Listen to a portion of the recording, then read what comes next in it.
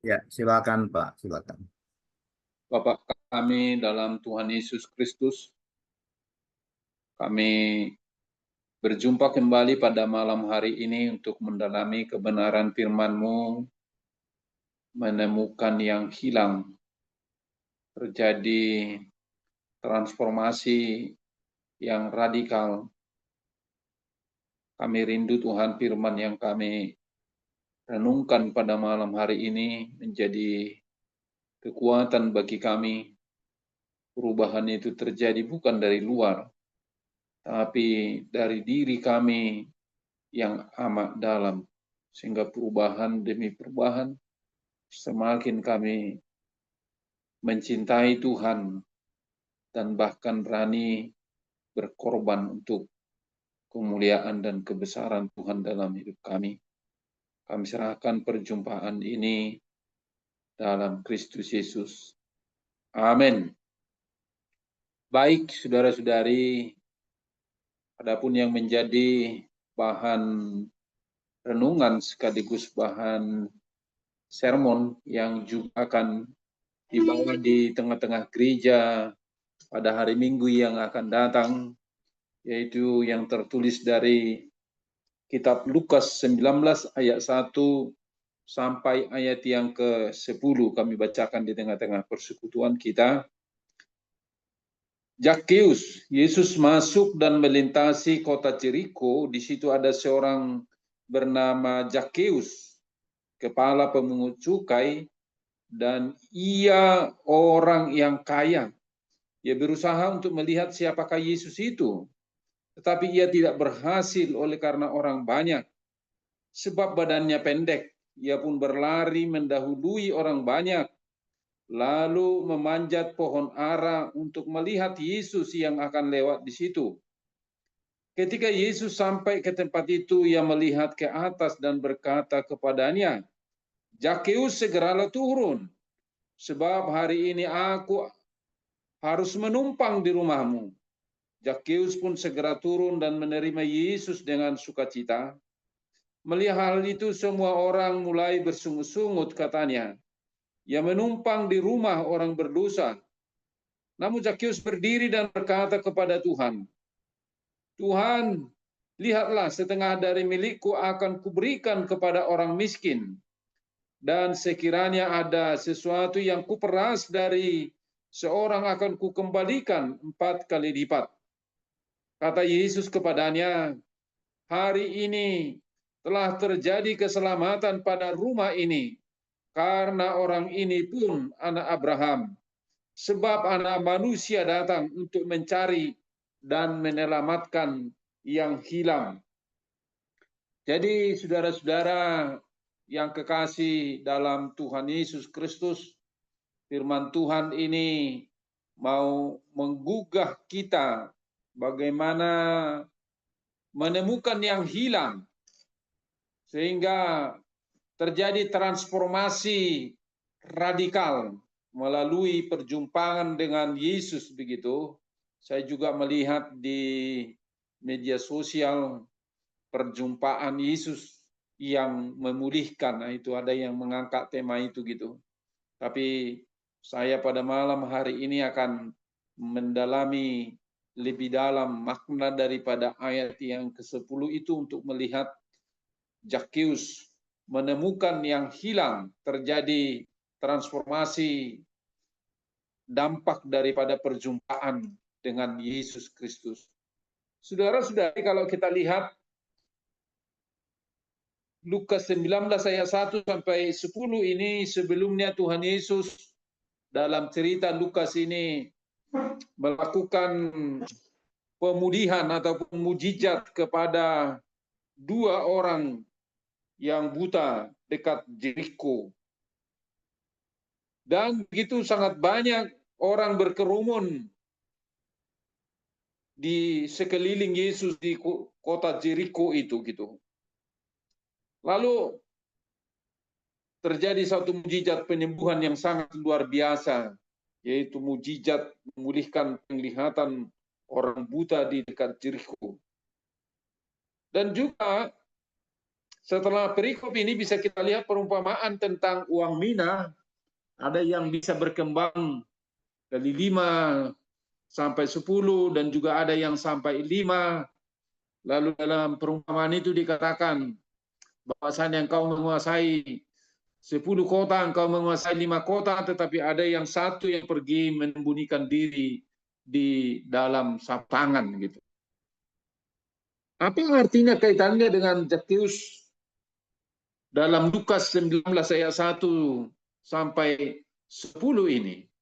Bahwasanya orang yang sudah menemukan jati dirinya, menemukan identitasnya, maka saudara-saudari, anak manusia datang untuk mencari dan menyelamatkan yang hilang itu. Ketika seseorang sudah ditemukan sebagaimana Zakheus, dia mengalami pemulihan dari dalam. Pemulihan bukan dari luar, tapi dari dalam diri. Jadi ketika terjadi perubahan dari luar, ya bisa saja dibuat-buat ataupun semu begitu. Tapi ketika terjadi perubahan dari amak dalam begitu, dari dalam diri kita, itu namanya perubahan.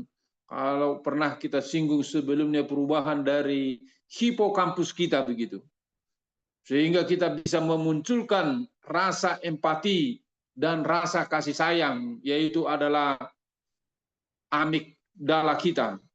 Lalu setelah manusia itu bisa menemukan amigdalanya, muncul rasa kasih sayang yang amat dalam sebagaimana yang dialami oleh Zakheus yang mau kita renungkan nanti lebih dalam.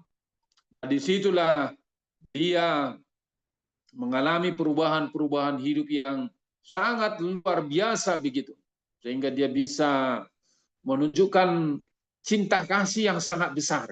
Jadi perubahan itu dari dalam dirinya, dari hipokampusnya itu, dari amigdalanya itu begitu. Jadi nanti juga bisa berpengaruh kepada talamus ataupun hipotalamus, sehingga terungkap dari dirinya begitu rasa kasih sayang yang amat dalam itu. Itu yang mau kita temukan pada malam hari ini, sehingga kita saudara-saudari berubah bukan tujuannya supaya kita baik dilihat dunia ini ataupun dilihat oleh orang lain, tetapi berubah itu, transformasi itu adalah dari dalam diri kita itu supaya menjadi kemuliaan bagi Allah. Saudara-saudari, mari kita lihat lebih dalam untuk mendalami Lukas 19 ayat 1 sampai ayat yang ke-10 ini. Saudara-saudari, kita bisa melihat dari tema ini bagaimana kita menemukan yang hilang, terjadi transformasi radikal melalui perjumpaan dengan Yesus. Jadi ada juga yang membuat di media sosial perjumpaan dengan Yesus memulihkan, ya. Tapi saya lebih menyoroti tentang menemukan yang hilang itu. Saudara-saudari, bisa kita lihat Yesus dalam perjalanan terakhirnya menuju Yerusalem. Jadi bisa kita lihat, kembali kami singgung Injil Lukas ini, pergerakannya dimulai dari Galilea menuju ke Yerusalem. Dari Yerusalem nanti terus berkembang Samaria, Judea, sampai ke ujung bumi begitu. Ini mau menunjukkan bahwasanya perubahan itu bukan terjadi sesaat instan, tetapi ada suatu proses ketika dia menuju Yerusalem itu gitu. Jadi kisah Zakheus ini mendekati Jericho dalam perjalanan terakhirnya sebelum dia disalibkan. Jericho di sini sebagai pos bea cukai penting antara Judea dan wilayah timur Yordan pada masa itu.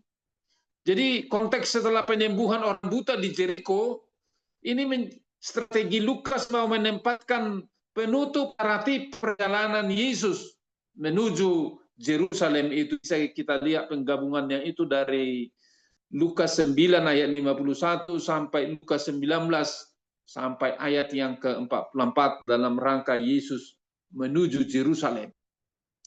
Kita bisa melihat identitas kepala pemungut cukai yang sangat kaya, saudara-saudari.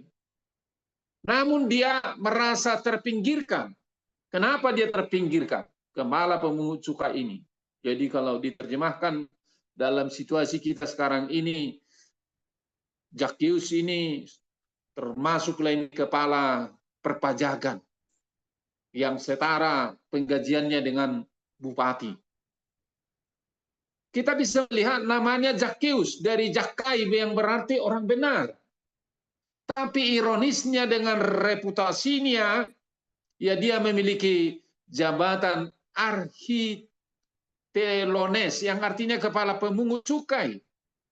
Posisi puncak hierarki pajak, dia sudah berada di posisi puncak itu.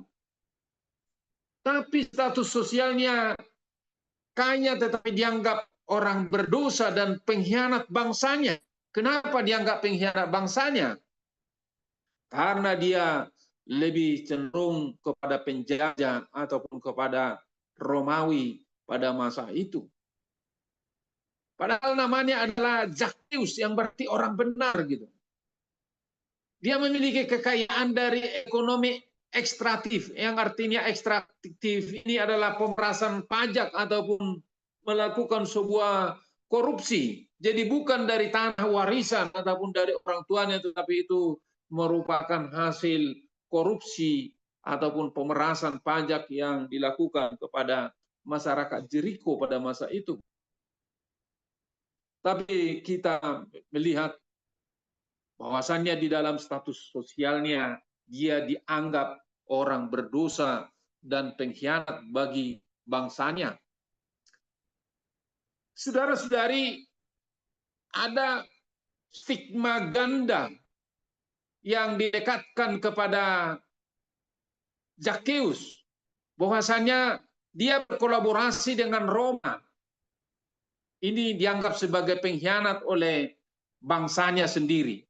Dalam fisiognomi atau fisiknya itu adalah tubuhnya pendek. Dianggap juga mencerminkan semangat yang kecil. Jadi dia betul-betul terpinggirkan dalam masyarakat Yahudi yang menghargai kehormatan. Paradoks statusnya berada di ekonomi sangat puncak. Tetapi di dalam kehidupan sosial bangsanya, dia dianggap pengkhianat oleh bangsanya sendiri. Di tengah-tengah situasi kehidupan itu, dia melakukan suatu dorongan yang amat dalam dirinya itu gitu. Dia mau memanjat pohon ara sikamore, pohon ara sikamore. Hambatan fisik dan sosial yang dihadapi Zakheus tubuhnya pendek, jadi bisa kita lihat dalam foto yang di samping ini menjadi suatu gambaran begitu ramainya waktu itu orang. Kerumunan sangat besar, popantes, massa yang bisa menghalangi pemandangan yang tidak mungkin bisa dilihat oleh Zakheus oleh karena dia pendek. Ini dia mengalami suatu tekanan sosial sebagai orang yang terpandang tetapi namun rendah di tengah-tengah masyarakat. Ada kombinasi hambatan fisiknya yang tubuhnya pendek dan juga kondisi sosial yang membatasi akses kepada Yesus. Saudara-saudari, kerinduan untuk menemui Yesus, untuk melihat Yesus yang tidak hanya sekedar dia dengar gitu. Kerinduan itu dia tunjukkan bahwasanya dia sampai memanjat pohon ara gitu. Sebagaimana yang bisa kita lihat ini dalam foto ini.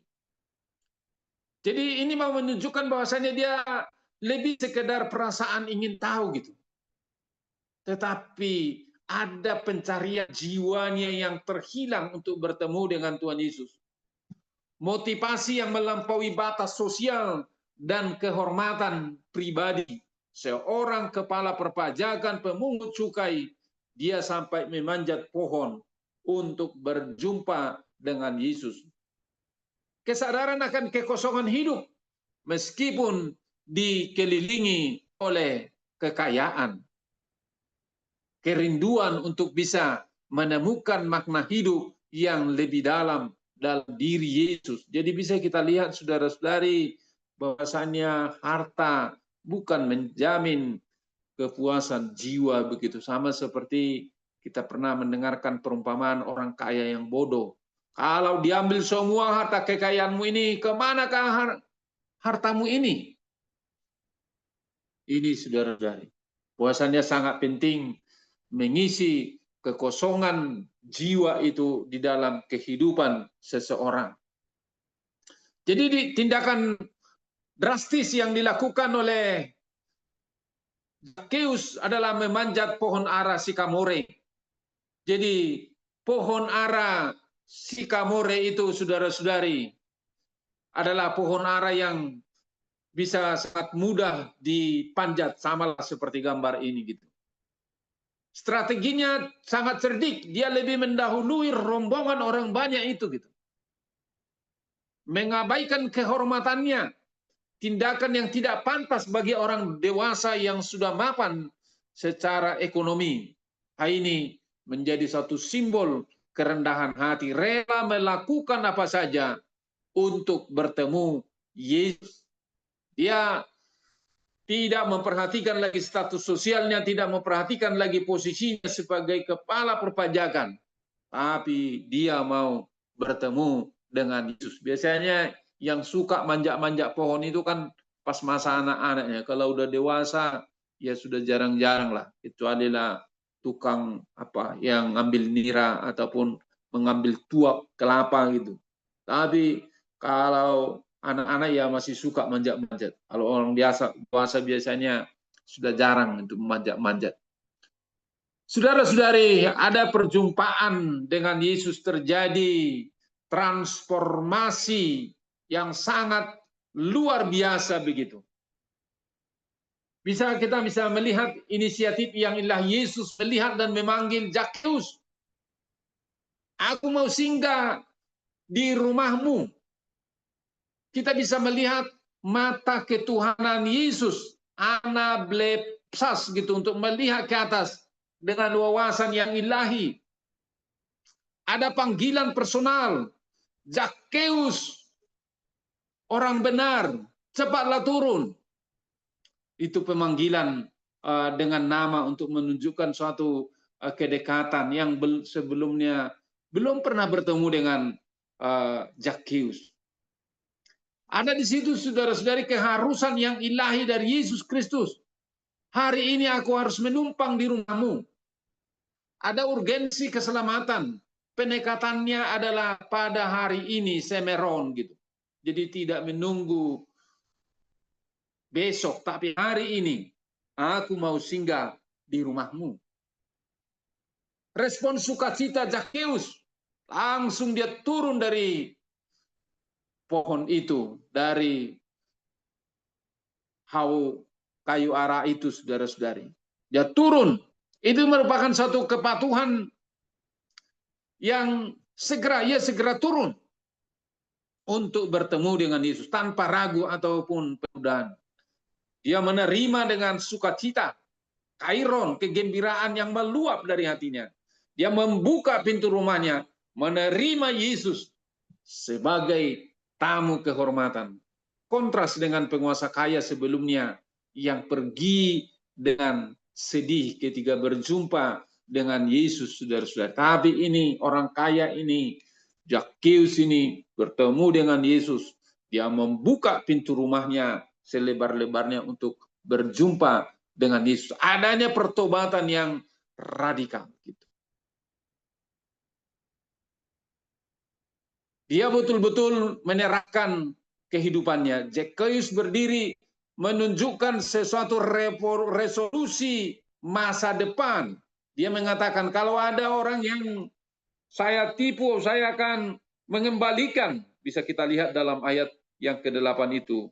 Namun Zakheus berdiri dan berkata kepada Tuhan, Tuhanlah, lihatlah setengah dari milikku akan kuberikan kepada orang miskin, dan sekiranya ada sesuatu yang kuperas dari seseorang, akan kukembalikan 4 kali lipat. Ini saudara-saudari pernyataan tekad daripada Zakheus untuk menunjukkan suatu resolusi masa depan. Kedermawanan yang radikal. Setengah dari hartaku kuberikan kepada orang miskin. Ada restitusi berlebihan, yaitu ataupun perlindungan, menyatakan kebesaran Tuhan, mengembalikan 4 kali lipat, melebihi tuntutan hukum Taurat, saudara-saudari. Jadi kalau dalam hukum Taurat, kalau kita baca di kitab Keluaran ya dikembalikan 2 kali lipat. Ya ini sungguh sangat luar biasa. 4 kali lipat akan dikembalikan. Ini pengakuan akan otoritas memanggil Yesus adalah Tuhan. Pemanggilan dia itu kepada Tuhan mengubah kepribadiannya dari dalam, bukan dari luar. Jadi mari kita lihat kembali seperti dalam pendahuluan tadi, perubahan itu yang paling utama, bukan dari luar, tapi dari dalam. Kita bisa belajar dari Zakheus yang kaya ini, yang sampai memanjat pohon untuk rindu bertemu. Saat dipanggil Zakheus, aku mau singgah dan menginap di rumahmu, ataupun tinggal di rumahmu gitu. Dia langsung bertobat, ada sesuatu pengakuan yang sangat luar biasa. Terjadi transformasi etis. Dan juga saudara-saudari, pemurnian status daripada Zakheus. Kontras dengan penguasa kaya sebelumnya. Zakheus bersedia melepaskan kekayaannya. Kalau orang kaya sebelumnya, maka dia dengan sedih oleh karena banyak hartanya gitu. Tapi ini dia bersedia melepaskan kekayaannya itu.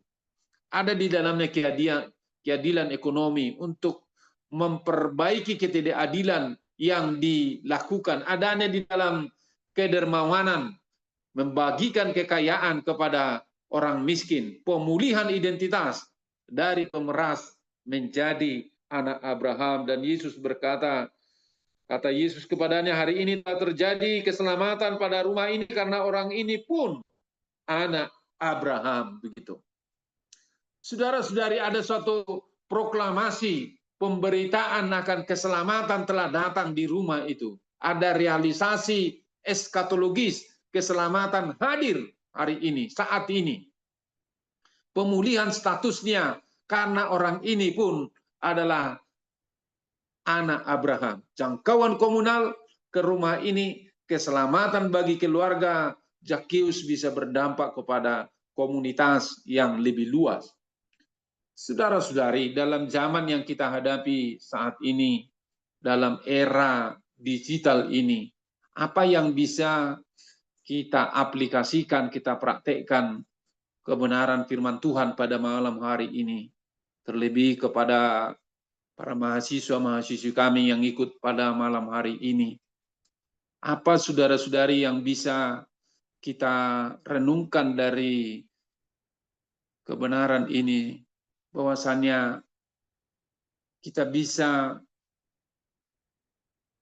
mengaplikasikannya di dalam kehidupan kita. Yang pertama, mengidentifikasi kecanduan modern sebagai ketamakan ataupun yang bisa membuat kita kehilangan di hadapan Tuhan. Ini yang pertama. Jadi sama seperti kita bahas dalam kelas, bahwasannya ketika kita masuk ke dalam kecanduan digital, kecanduan media sosial, ada 7 yang bisa dampaknya dalam kehidupan kita gitu, yang bisa membuat kita terhilang seperti Zakheus sebelumnya. Yang pertama, bahwasannya kita bisa menjadi seperti ODGJ ataupun orang dengan gangguan jiwa, berpengaruh kepada mental kita. Yang kedua, saudara-saudari, bahwasanya ketika kita sudah kecanduan sosial, kita bisa menjadi pelaku agresif, menyatakan kata-kata kasar, merasa tidak berdosa lagi. Yang ketiga adalah kita bisa mudah lupa dalam kehidupan ini. Oleh karena kenapa banyak informasi yang kita serap gitu.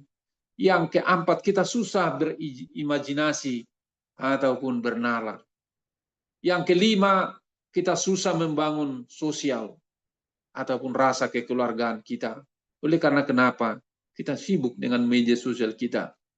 Yang keenam bisa menjadi gangguan kepada penglihatan kita, dan ketujuh bisa mengganggu kepada neuron ataupun saraf-saraf dalam tubuh kita gitu. Media sosial sebagai bentuk kita makan waktu dan perhatian kita.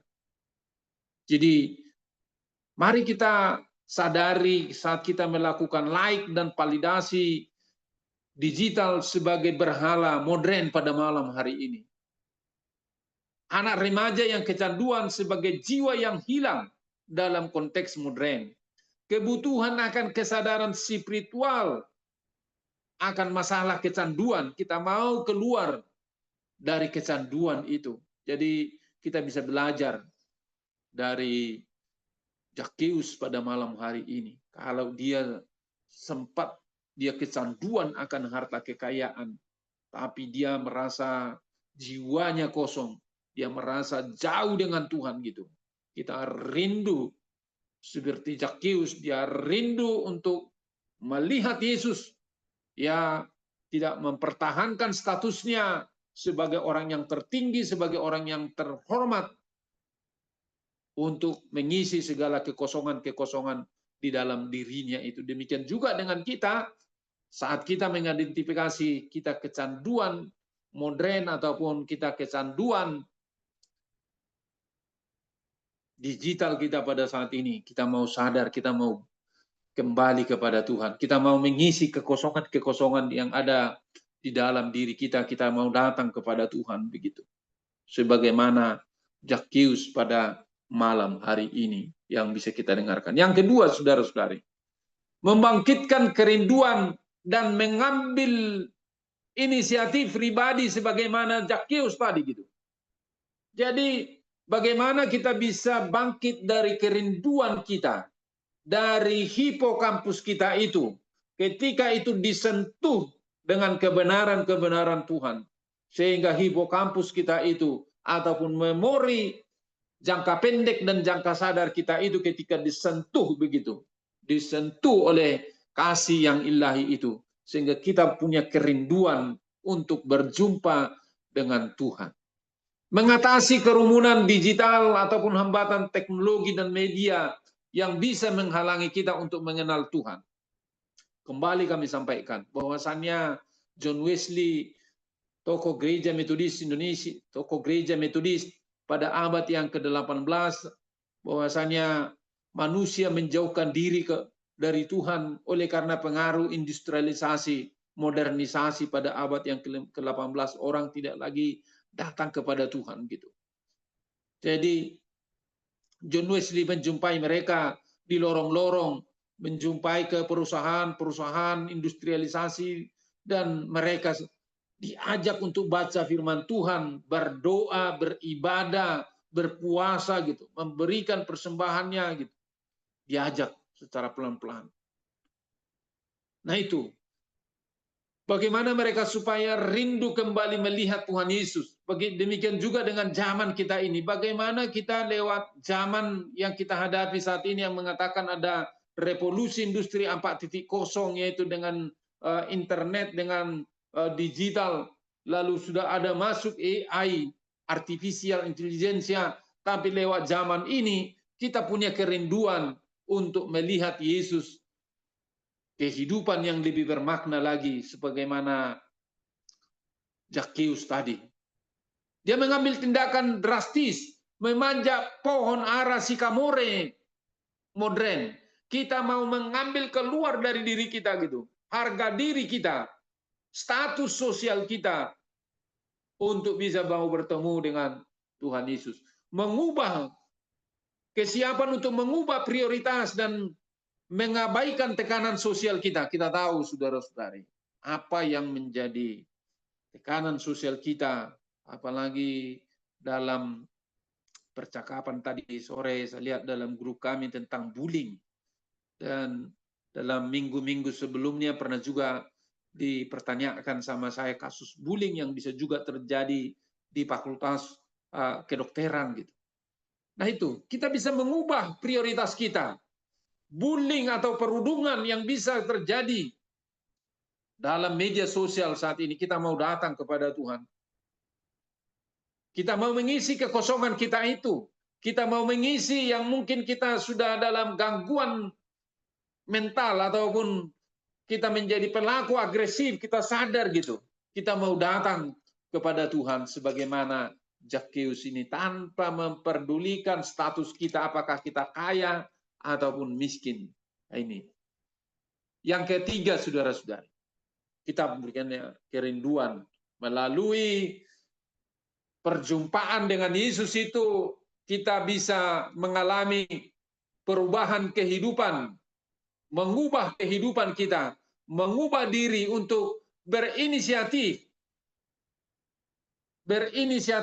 yaitu kita merespon inisiatif ilahi Yesus itu dalam kehidupan kita gitu. Mengalami kasih sayang yang menerima dan mengubahkan, boil it over by love gitu. Banyak kasih sayang yang kita terima mengubah kehidupan kita dari dalam. Sebagaimana ini Zakheus. Ada respon sukacita terhadap panggilan Yesus untuk turun dan menerima sebagaimana Zakheus ini. Ada suatu sukacita respon kita gitu. Ketika menerima kasih Tuhan itu hari ini. Keselamatan sebagai realitas saat ini. Dan mendesak dalam kehidupan kita. Dalam menghadapi situasi yang kehidupan kita pada masa ini.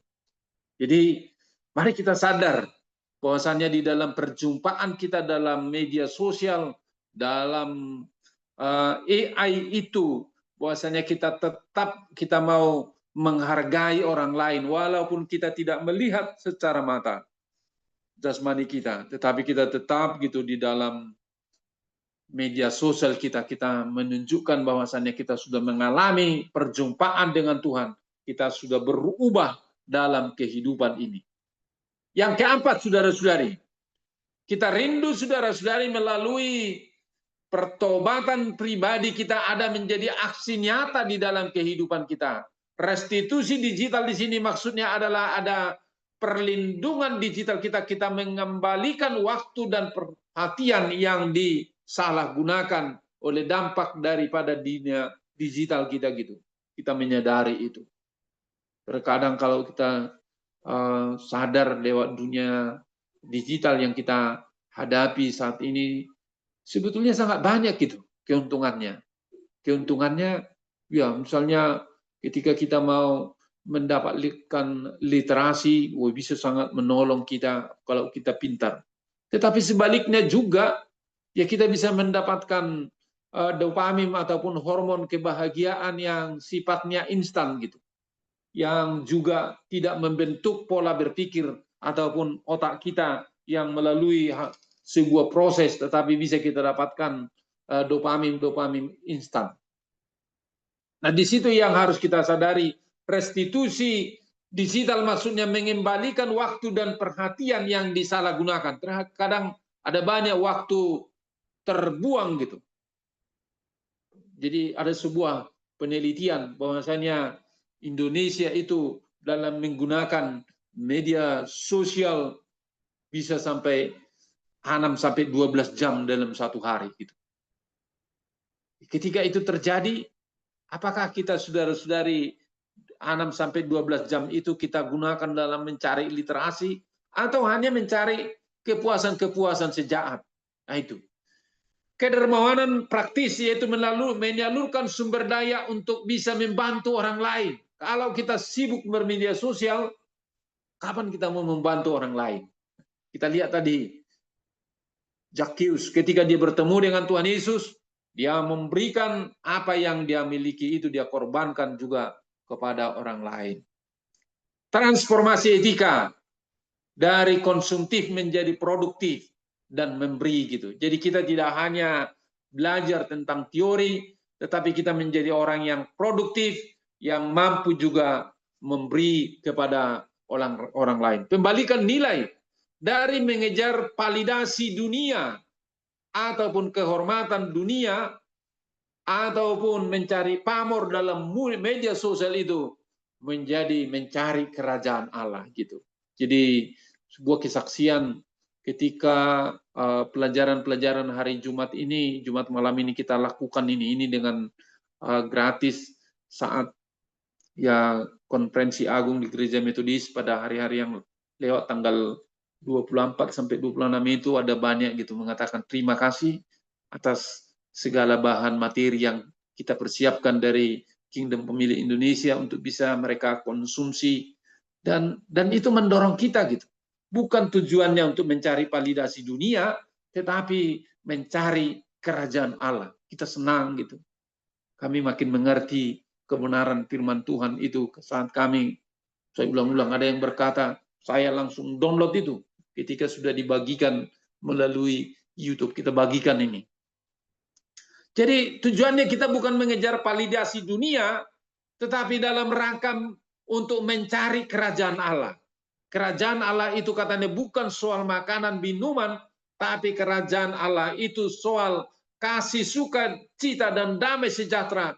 Oleh karena pekerjaan Roh Kudus itu dalam kehidupan kita. Jadi bukan validasi dunia yang kita cari ataupun kita kejar gitu, tapi adalah untuk menyatakan kerajaan Allah itu yang di dalamnya ada sukacita, kebenaran, dan kasih dipertontonkan ataupun ditunjukkan. Terakhir, saudara-saudari, menjadi agen pencarian bagi yang hilang. Ini penting. Kalau ada teman kita yang terhilang, kita harus berupaya untuk mencarinya. Maka gereja sebagai komunitas menjadi pencari dan penyelamat bagi yang hilang gitu. Jadi bagaimana ini ketika kita belajar dari Injil Lukas ini kita bisa menghargai dan menghormati orang lain yang mungkin tidak lagi datang ke gereja. Jadi bukan lagi kita lihat dari segi disiplin gereja. Kenapa kamu nggak gereja gitu? Tapi kita bisa selami. Kenapa dia sampai nggak datang lagi gereja? Apa yang terjadi? Bisa dirangkul lagi gitu. Jadi misinya inklusif, artinya menerima mereka yang dianggap orang berdosa oleh masyarakat seperti Zakheus ini. Jadi di dalamnya ada transformasi status, memulihkan identitas sebagai anak Abraham. Jadi orang yang sudah bertobat dari orang berdosa itu menjadi orang benar seperti Zakheus ini, maka dia pun menjadi anak Abraham. Ada kesaksian komunal. Hari ini keselamatan telah datang ke rumah ini dan dari rumah itu terbuka juga ke lingkungan di mana dia berada. Biarlah saudara-saudari melalui perenungan pada malam hari ini firman Tuhan ini akan juga ditaburkan di tengah-tengah gereja menemukan yang hilang, transformasi radikal melalui perjumpaan dengan Yesus bisa terjadi di tengah-tengah gereja kita, sehingga gereja kita semakin bertumbuh dan semakin menjadi berkat. Kita berdoa. Bapa kami dalam Tuhan Yesus Kristus, hamba-Mu telah selesai menyampaikan kebenaran firman-Mu pada malam hari ini. Apa yang sudah hamba persiapkan dalam beberapa hari ini, dan saat ini hamba sudah presentasikan melalui Kingdom Pemilih Indonesia, dan biarlah Tuhan, para hamba Tuhan yang akan juga menaburkan kebenaran firman Tuhan pada hari Minggu yang akan datang, Tuhan urapilah mereka.